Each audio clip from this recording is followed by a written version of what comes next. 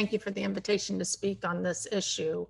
As you said, I am the CEO of U.S. operations for No Dogs Left Behind, and I think that any discussion about the CDC's suspension would be remiss without understanding the true impact of its reach on animal welfare organizations around the world.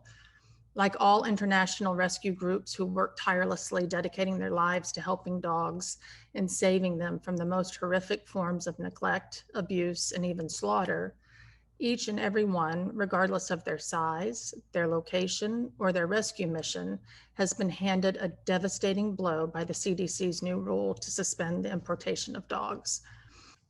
The CDC only gave these rescues, who are clearly interested stakeholders in this decision, 30 days notice of its suspension. No one, from the largest of organizations to the smallest, had any advanced knowledge of or input into this rule. While I'm not here to speak on behalf of my organization specifically, I do think it would be helpful for me to share our plight and how the suspension has affected us as an example, because it is illustrative of the struggles that all of us in the international rescue community are facing. As Jennifer mentioned, we rescue dogs from the illegal dog meat trade in East Asia. We are boots on the ground, having a physical presence in East Asia and actually conducting these rescues from traffickers and butchers. We provide refuge to the dogs we rescue in our sanctuaries in China.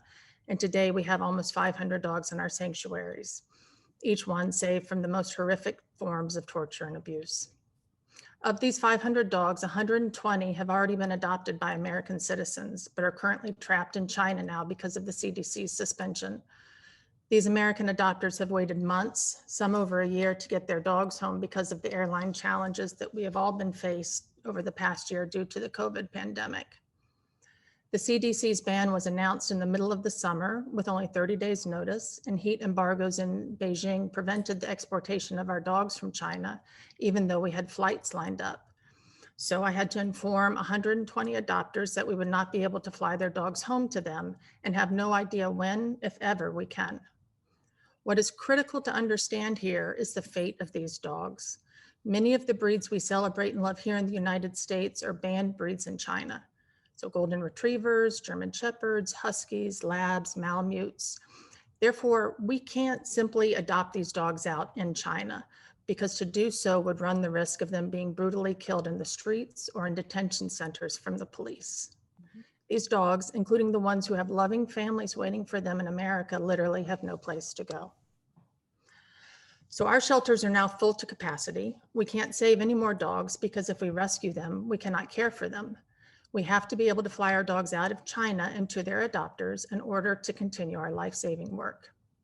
So us, like all international rescue organizations that I've spoken with, previously imported our dogs using the established USDA APHIS import permit process, which is required for those importing dogs for adoption or resale.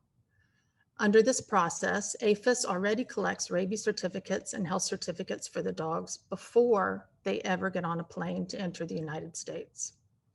Our dogs went through the existing USDA APHIS permit process, and we never had a dog denied at the borders. We are very concerned about zoonotic diseases. Our rescue actually tests for brucellosis on all of our rescues, which is not a required test for purposes of importing dogs into the United States. Dogs who test positive for brucellosis are not made available for adoption and will live out the remainder of their lives in a special area of our sanctuary dedicated to the long-term care of these dogs. This is just but one example of rescues going above and beyond what is currently required by the CDC and USDA to ensure the health and safety of American citizens.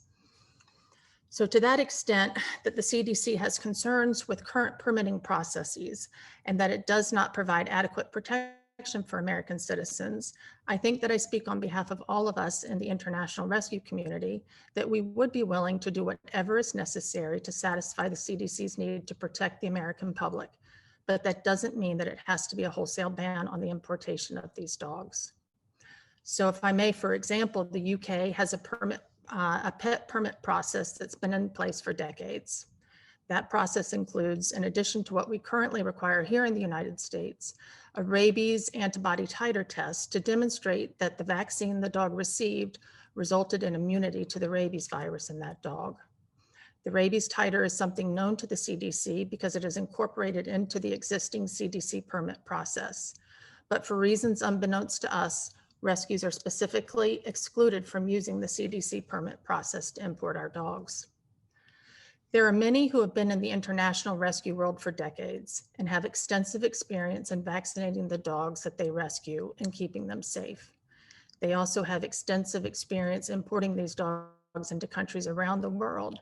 And we know from this experience that the importation can continue in the United States without jeopardizing the safety of American citizens.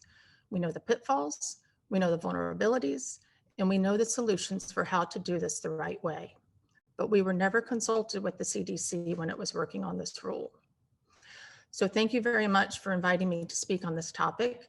We are hopeful to have that dialogue with the CDC and to offer our insight and experiences in a collaborative manner so that we can achieve the CDC's goal of public safety while at the same time allowing international rescues around the world to continue our life-saving work.